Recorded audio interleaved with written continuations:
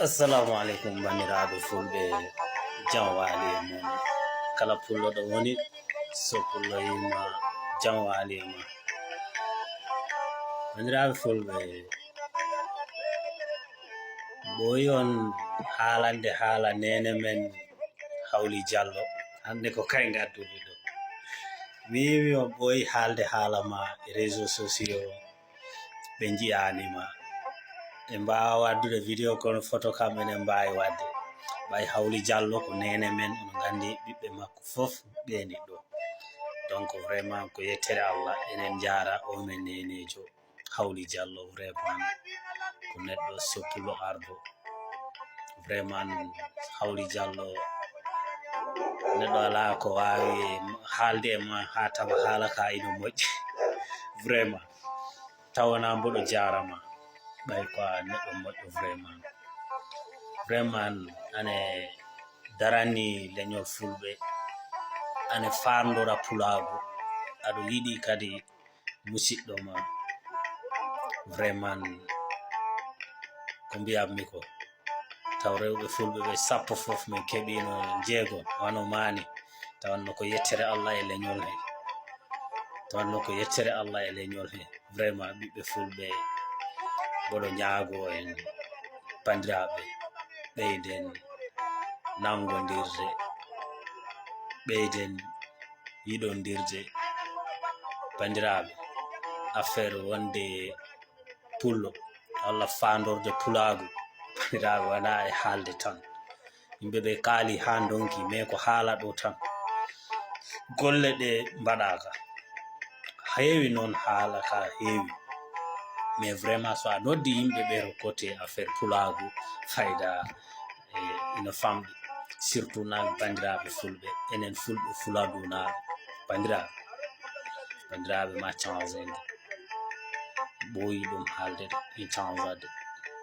Jiiɗe balle mi nani ɗo ceerno Bambe Balde e haala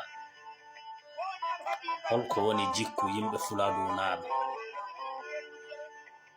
Mi yiyani moƴƴani de, kono min mi yiɗa on ɗo jikku.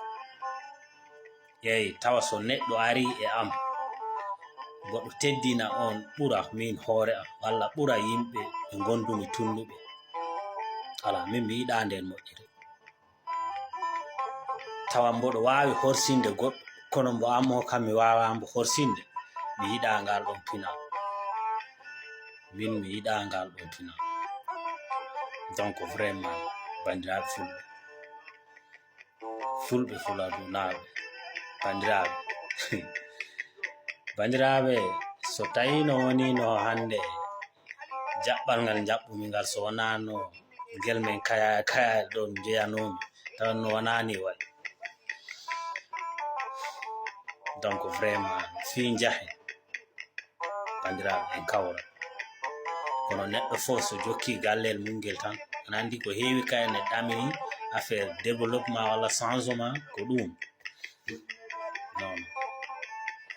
En jaɓat tan yaadude laaɓidirane le mbawen wadde avancé, kono ha neɗɗo o woni sengo, bandiraɓe en jaata toujours mboɗo yiya on, kala jokkuko so pullo arɗo jokki ko, kala jokkuɗo ɗum a anda ko Afrique wona mere haɗi en yaha déjà, ɗum ɗo ɗum changeur e ɗum ɗo mentalité ji, toujours mboɗo yiya on. Donc vraiment Hawly Diallo soppulo ardo weltanama no feewi no feewi no feewi. Ya Allah hebbin e leñol ni no wano monni.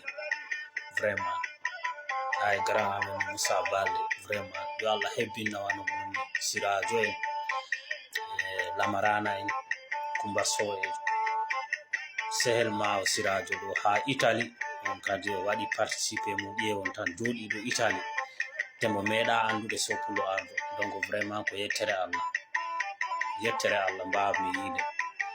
No bandiraɓe yo jaam ñallu e men. Ay so ko lawol